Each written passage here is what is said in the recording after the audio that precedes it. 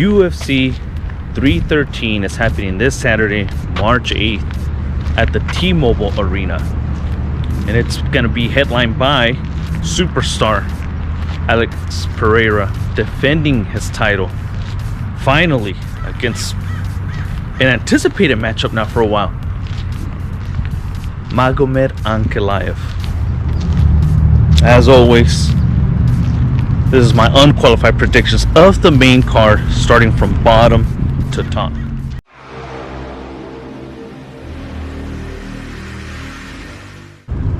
Starting us off in the lightweight division, we have a fight between Bobby King Green versus Mauricio Ruffy. This is going to be King Green's retirement fight. It is not a good matchup for him. He has not looked good as of recently, and they're putting him up against the Fighting Nerds. That whole camp of the Fighting Nerds is absolutely dangerous, and man, they have been some of the creators of crazy highlight wins as of lately. Personally, I've always supported Bobby Green since he is from where I'm from, San Bernardino, California, the whole Inland Empire, Fontana, you name it. And what a ride it's been with Bobby Green. As of the last few fights, Bobby has just never been the same. His speed is not there. His clean strikes are not there. It's all extremely sloppy now. For someone that had an exciting style, that, hands down, dependent on head movement and dependent heavily on his speed, it's just not working for him anymore. Age has caught up. The wars have caught up. And that style spells disaster against Mauricio Ruffy. As I mentioned in the beginning, Mauricio Ruffy is coming out of the Fighting Nerds camp, an absolute devastator. He almost reminds me of a mini Michel Pereira. The only thing I could really say about Mauricio Ruffy in a negative sense is that I do see him gas out a lot because of his movement, because of his style. Bobby really has to drag this out into the third round. But in order to tire out Ruffy, he's going to have to mix it up the first or second round. And that's just not good news for him. I have a strong feeling this fight's not going all 3 rounds. Ruffy is going to knock out Bobby King Green. And this is going to be Bobby's last fight in the UFC.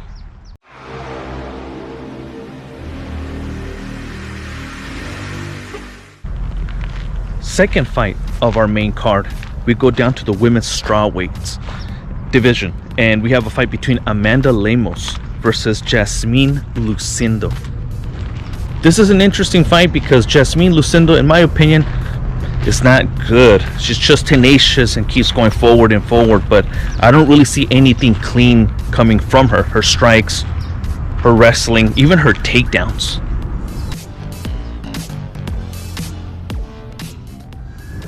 She's way too short, doesn't have reach, and the speed that's needed to pretty much cover that distance is not there. In her last fight against Rodriguez, I don't know how the hell Rodriguez lost that fight.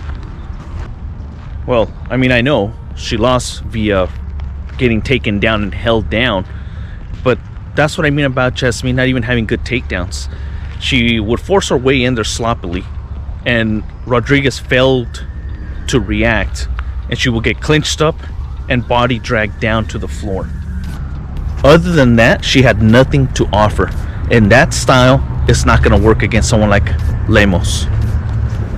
Lemos reminds me a lot of a Amanda Nunes style. Very ferocious, leans heavy on her front leg, and throws amazing 1-2s, powerful 1-2s. I feel like Lemos is going to be able to march this woman down and just keep her at bay with her 1-2s. I got Lemos winning an easy, unanimous decision here.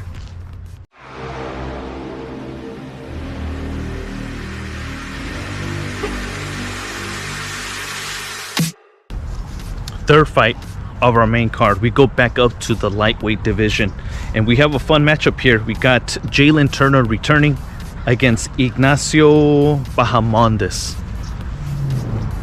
Although Ignacio Bahamondes had a fun fight at the Sphere, I feel like the opponent gave him that victory by being just sloppy and forcing himself into sloppy exchanges that, good for Ignacio, he capitalized on. But I don't see anything that he was able to offer even in that victory that he's going to be able to do to Jalin Turner. Now Jalin Turner, another guy from the Inland Empire, Fontana, is more methodical, he's more patient, but he's such a devastating striker. I mean, even in his loss against Moicano, one can say he dropped the ball. He defeated himself, but he had Moicano on all sorts of trouble. Not just on the knockdown, but early in the fight, he rocked Moicano. Another fight that I don't see going the distance. Although Ignacio is a brawler and he makes it fun, his strike is just not fast enough or sharp enough to be able to handle Jalin Turner's sharp and fast striking. This does have potential to be fight of the night. It's definitely going to be scrappy, and I see Jalin Turner being able to outwork Ignacio, or possibly even stop him in an exchange, maybe early first or second round.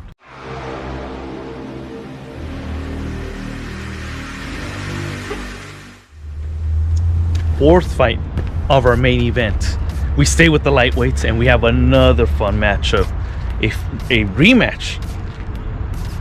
We got Justin Gaethje versus Rafael Fiziev. Many are probably going to be quick to write off Justin Gaethje because of his last performance, but rewatching that Max Holloway fight, I still got a lot of hope for Justin Gaethje. He actually looked really good up until the very end of that first round when he got his nose busted, which completely changed how the fight happened. However, it's well known that when someone suffers a devastating knockout like that, they're never really the same. Fiziev, man, his explosiveness, his speed, his variety and his arsenal, I just think he's going to be able to pull it off this time. The only thing that slightly helps Gaethje here is that Fiziev also has a style where it's not about distance. They have to get in there. They have to be very close to you to unload devastating power shots. And Justin Gaethje welcomes that. But the fact that Justin Gaethje never really sets up anything, I think his style is getting old. If any of the top 10 fighters out there in the lightweight division have been hovering around for a few years, you should have the game plan. There's nothing new here for Justin Gaethje. This fight is definitely going to be an explosive one. There's going to be a lot of heavy punches being traded, a lot of damage being dealt on both sides. Justin Gaethje coming off that terrible knockout loss to Max Holloway. Fiziev is going to pull this one off. Now, is he going to finish Justin? I don't think so. But it's going to be a fun 3-round fight. And I see Fiziev taking the unanimous decision.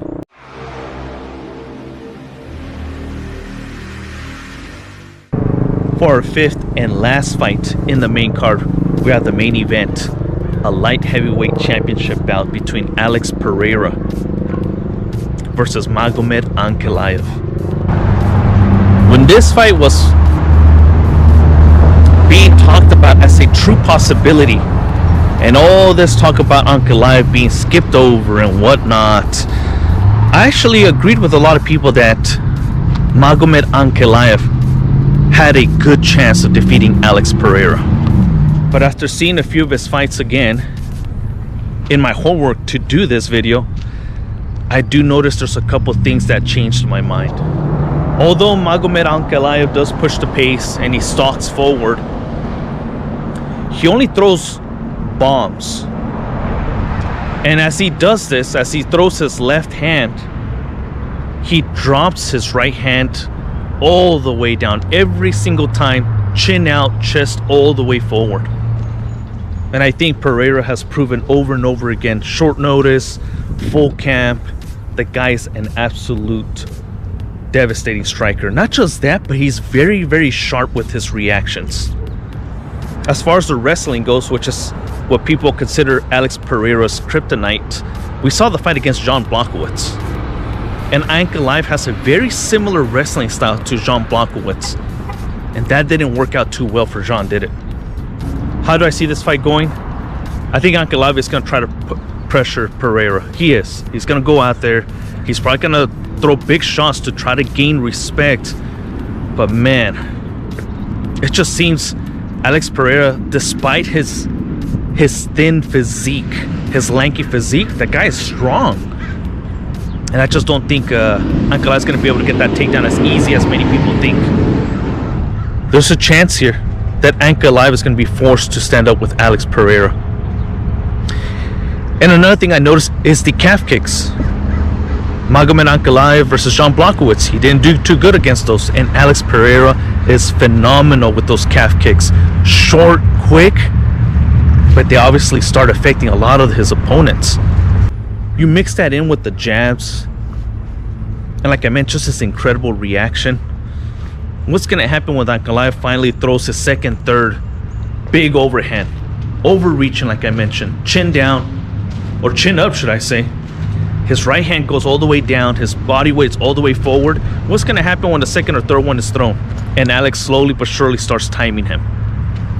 I actually see Alex Pereira knocking out Ankalaev early, second or third round.